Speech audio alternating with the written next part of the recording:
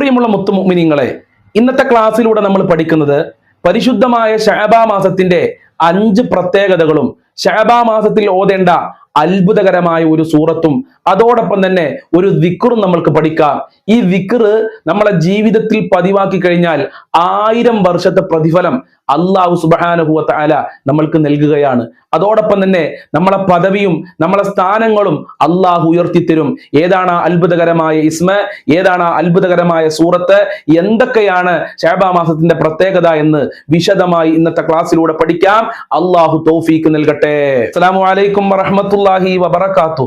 അൽഹംദുലില്ലാഹി റബ്ബിൽ ആലമീൻ വൽ ആഖിബത്തു ലിൽ മുത്തഖീൻ. അസ്സലാത്തു വസ്സലാമു അലൈക യാ റസൂലല്ലാഹ്. അസ്സലാത്തു വസ്സലാമു അലൈക യാ ഹബീബല്ലാഹ്. ദാറുൽ മുബീൻ മജ്ലിസ് കാണുന്ന മുത്തു മുഅ്മിനീങ്ങളെ, നിങ്ങളെ എല്ലാവരെയും നമ്മളെ ക്ലാസ്സിലേക്ക് ഹൃദ്യമായി സ്വാഗതം ചെയ്യുകയാണ്. അല്ലാഹു സുബ്ഹാനഹു വ തആല നമ്മളെ മുറാദുകൾ ഹാസിലാക്കി തരട്ടെ, നമ്മളെ പ്രയാസങ്ങൾ അകറ്റി തരട്ടെ. ദുആ കൊണ്ട് വസിയ്യത്ത് ചെയ്തവരുടെ എല്ലാ ഉദ്ദേശങ്ങളും അല്ലാഹു പൂർത്തീകരിച്ചു നൽകട്ടെ. എല്ലാവർക്കും സുഖാണ്, സന്തോഷാണെന്ന് ഞാൻ വിചാരിക്കുന്നു. എല്ലാവരും മനസ്സറിഞ്ഞുകൊണ്ട് ആത്മാർത്ഥമായി ഒരു അൽഹംദുലില്ലാ പറയുക. ആ അൽഹംദുലില്ലാ കമന്റിൽ എഴുതി വിടുക. അല്ലാഹു അനുഗ്രഹിക്കട്ടെ. എന്റെ പ്രിയമുള്ള മുത്തുമുഅ്മിനീങ്ങളെ, മാസങ്ങളുടെ കൂട്ടത്തിൽ വെച്ച് വളരെയേറെ ശ്രേഷ്ഠതകളും പുണ്യങ്ങളും നിറഞ്ഞ ഒരു മാസമാണ് പരിശുദ്ധമായ ശഅബാൻ മാസം. ആ ശഅബാൻ മാസത്തിന്റെ 5 പ്രത്യേകതകളാണ് ഇന്നത്തെ ക്ലാസ്സിലൂടെ നമ്മൾ പഠിക്കുന്നത്. അതോടൊപ്പം തന്നെ ശഅബാൻ മാസത്തിൽ നാം ഓതിയിരിക്കേണ്ട വളരെ പ്രധാനപ്പെട്ട പവർഫുള്ളായ ഒരു സൂറത്തും പഠിക്കാം. നമ്മളെ ജീവിതത്തിൽ പതിവാക്കേണ്ട ഒരു ദിക്റും പഠിക്കാം. അല്ലാഹു അനുഗ്രഹിക്കട്ടെ. പരിശുദ്ധമായ ശഅബാൻ മാസത്തിന്റെ 1ാമത്തെ പ്രത്യേകത ശഹ്റു സ്വലാത്തി, സ്വലാത്തിന്റെ മാസമാണ്. മുത്തുനബി സല്ലല്ലാഹു അലൈഹി വസല്ലമ തങ്ങളുടെ മേൽ ധാരാളം സ്വലാത്ത് ചെല്ലേണ്ട വളരെ പ്രധാനപ്പെട്ട ഒരു മാസമാണ് ശഅബാൻ മാസം. അതിന്റെ കാരണം എന്താണെന്നറിയോ? സ്വലാത്തിന്റെ വാർഷികമാണ്. നബിയുടെ മേൽ സ്വലാത്ത് ചെല്ലേണ്ട വാർഷികമാണ് പരിശുദ്ധമായ ശഅബാൻ മാസം എന്ന് പറയുന്നത്. നിസ്കാരത്തിന്റെ വാർഷികമായിരുന്നു മിഅ്റാജിന്റെ രാത്രിയെങ്കിൽ മുത്തുനബിയുടെ മേൽ സ്വലാത്ത് ചെല്ലേണ്ട വാർഷികമാണ് ശഅബാൻ മാസത്തിൽ നടക്കുന്നത്. കാരണം അല്ലാഹു സുബ്ഹാനഹു വ തആല സൂറത്തുൽ അഹ്സാബിലൂടെ നമ്മളോട് സ്വലാത്ത് ചെല്ലാൻ നിർദ്ദേശിച്ചത് ശഅബാൻ മാസത്തിലാണ്. ഏതാണ് ആ നിർദ്ദേശം? ഇന്നല്ലാഹ വ മലായികതഹു യുസല്ലൂന അലൻ നബിയ്യ യാ അയ്യുഹല്ലദീന ആമനൂ സല്ലു അലൈഹി വസല്ലിമൂ തസ്ലീമാ. അല്ലാഹു ഖുർആനിലൂടെ പറയാണ്, സത്യവിശ്വാസികളെ, ഞാനും എൻ്റെ മാലാഖമാരും സ്വലാത്ത് ചെല്ലുന്നുണ്ട്, അതുകൊണ്ട് സത്യവിശ്വാസികളെ നിങ്ങളും സ്വലാത്ത് ചെല്ലുക. ഇത് അല്ലാഹു ശഅബാൻ മാസത്തിലാണ് നമ്മളോട് പറയുന്നത്. ശഅബാൻ മാസത്തിലാണ് പ്രിയമുള്ളവരെ ഈ ആയത്ത് അല്ലാഹു ഇറക്കിയത്. അതുകൊണ്ട് ശഅബാൻ മാസം ശഹ്റു സ്വലാത്തി, അത് സ്വലാത്തിന്റെ മാസമാണ്. ധാരാളം സ്വലാത്ത് ചെല്ലുക, കണക്കില്ലാതെ സ്വലാത്ത് ചെല്ലുക. അറിയുന്ന സ്വലാത്തുകൾ മുഴുവനും ഈ മാസത്തിൽ അധികരിപ്പിക്കുക. ഫാത്തിമിയ സ്വലാത്ത്, സ്വലാത്തുൽ ഫാത്തിഹ, സ്വലാത്തു നൂറുൽ അൻവാർ, താജ് സ്വലാത്ത്, ഇബ്രാഹിമിയ സ്വലാത്ത്, ഇങ്ങനെ ഏതൊക്കെ സ്വലാത്തുകൾ നിങ്ങൾക്കറിയുമോ ആ സ്വലാത്ത് ഈ മാസത്തില് ധാരാളം അധികരിപ്പിച്ചോ. അല്ലാഹു തൗഫീഖ് നൽകട്ടെ. ഈ മാസത്തിന്റെ 2ാമത്തെ പ്രത്യേകത, നമ്മളുടെ അമലുകളൊക്കെ അള്ളാഹുവിലേക്ക് ഉയർത്തപ്പെടുന്നത് ശഅബാൻ മാസത്തിലാണ് പ്രിയമുള്ളവരെ. അതുകൊണ്ട് അള്ളാഹുവിനോട് ദുആ ചെയ്യണം. നമ്മളെ അമലുകൾ അള്ളാഹുവിലേക്ക് ഉയർത്തപ്പെട്ടിട്ടില്ലെങ്കിൽ നാം ചെയ്ത അമല് കൊണ്ട് നമ്മൾക്ക് രക്ഷപ്പെടാൻ കഴിയൂല. നമ്മൾ കുറെ നിസ്കരിച്ചിട്ടുണ്ട്, കുറെ ഖുർആൻ ഓതിയിട്ടുണ്ട്, കുറെ നോമ്പനുഷ്ഠിച്ചിട്ടുണ്ട്, അള്ളാഹുവിലേക്ക് എത്തിയിട്ടില്ലെങ്കിൽ അതുകൊണ്ട് നമ്മൾക്ക് എന്ത് ഉപകാരം ഉണ്ടാകുക? അള്ളാഹിനോട് ദുആ ചെയ്യുക, ഞങ്ങളെ അമലുകളൊക്കെ നിന്നിലേക്ക് ഉയർത്തണേ റബ്ബേ എന്ന് ദുആ ചെയ്യണം. കാരണം നമ്മുടെ അമലുകൾ അള്ളാഹുവിലേക്ക് ഉയർത്തപ്പെടുന്നത് പരിശുദ്ധമായ ശഅബാൻ മാസത്തിലാണ്. അതുകൊണ്ടാണ് നബി സല്ലല്ലാഹു അലൈഹി വസല്ലമ തങ്ങൾ ശഅബാൻ മാസത്തിൽ കൂടുതൽ നോമ്പനുഷ്ഠിച്ചിരുന്നത്. ശഅബാൻ മാസത്തിൽ എന്തിനാണ് നബിയെ നിങ്ങൾ കൂടുതൽ നോമ്പനുഷ്ഠിക്കുന്നത് എന്ന് ചോദിച്ചപ്പോ അല്ലാഹുവിന്റെ റസൂൽ പറഞ്ഞ മറുപടി ഇങ്ങനെയാണ്: ശഹ്റുൻ തുർഫഉ ഫീഹിൽ അഅമാൽ, അമലുകൾ അല്ലാഹുവിലേക്ക് ഉയർത്തപ്പെടുന്ന വളരെ പ്രധാനപ്പെട്ട പവിത്രമായ മാസമാണ് ശഅബാൻ മാസം. അഹബ്ബു അൻ തുർഫ അമലി വ അന സ്വായിമുൻ, ഞാൻ നോമ്പുകാരനായിരിക്കുമ്പോൾ എൻ്റെ അമലുകൾ അല്ലാഹുവിലേക്ക് ഉയർത്താൻ ഞാൻ ആഗ്രഹിക്കുന്നു. അതുകൊണ്ടാണ് ശഅബാൻ മാസത്തിൽ ഞാൻ കൂടുതലായി നോമ്പനുഷ്ഠിക്കുന്നത് എന്ന് അല്ലാഹുവിന്റെ റസൂൽ പറയാണ്. അതുകൊണ്ട് കഴിവിന്റെ പരമാവധി ശഅബാൻ മാസത്തിൽ നോമ്പനുഷ്ഠിക്കുക, ധാരാളം സൽക്കർമ്മങ്ങൾ ചെയ്യുക, നമ്മളെ സൽക്കർമ്മങ്ങൾ സ്വീകരിക്കാൻ അള്ളാഹുവിനോട് ദുആ ചെയ്യുക. അള്ളാഹു അനുഗ്രഹിക്കട്ടെ.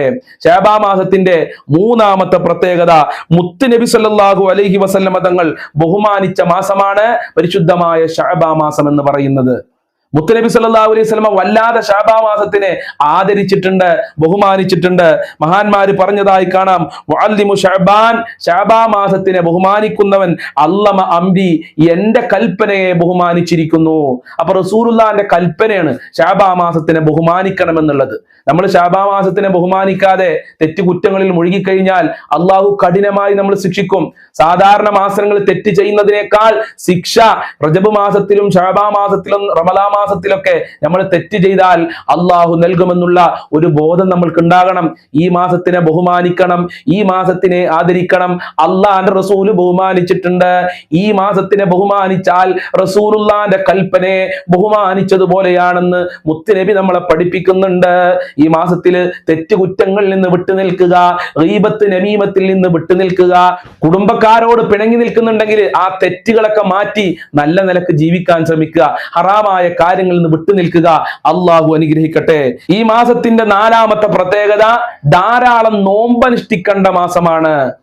ശഅബാൻ 1 മുതൽ 30 വരെ കഴിവിന്റെ പരമാവധി നമ്മൾ നോമ്പനുഷ്ഠിച്ചാൽ നോമ്പിന് ഒട്ടനവധി ശ്രേഷ്ഠതകളും മഹത്വങ്ങളും പ്രതിഫലങ്ങളും അള്ളാഹു സുബ്ഹാനഹു വ തആല നൽകും. അള്ളാഹുവിന്റെ റസൂൽ കൂടുതലായി ശഅബാൻ മാസത്തിൽ നോമ്പനുഷ്ഠിച്ചിട്ടുണ്ട്, മുമ്പ് ഞാൻ ഓർമ്മപ്പെടുത്തി.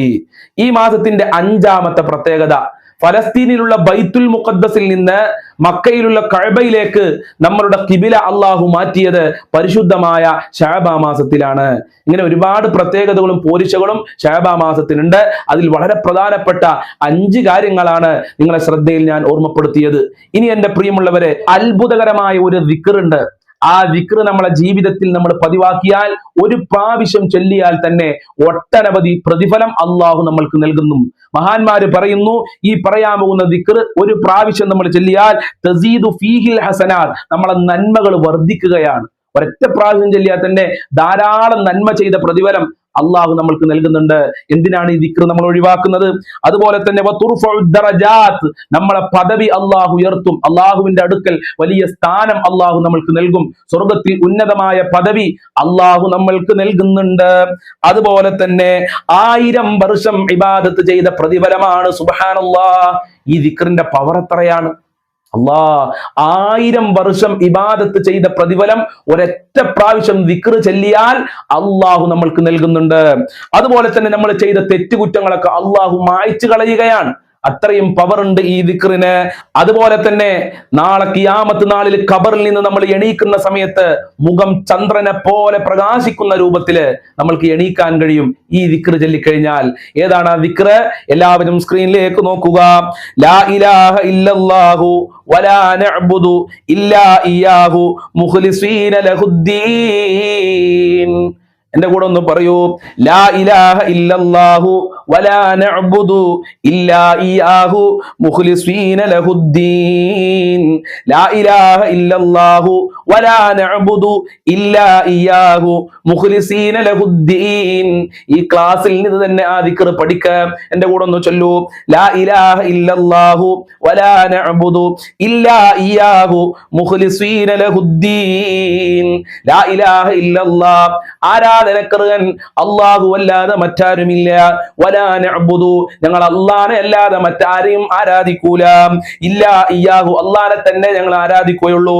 മുഖ്ലിസീന ലഹുദ്ദീൻ, യഥാർത്ഥ മുസ്ലിമീങ്ങളായി, യഥാർത്ഥ മുഅ്മിനായി ഞങ്ങൾ അല്ലാഹനെ അല്ലാതെ മറ്റാരെയും ആരാധിക്കുകയില്ല. ഇതാണ് ഈ ദിക്റിന്റെ അർത്ഥം.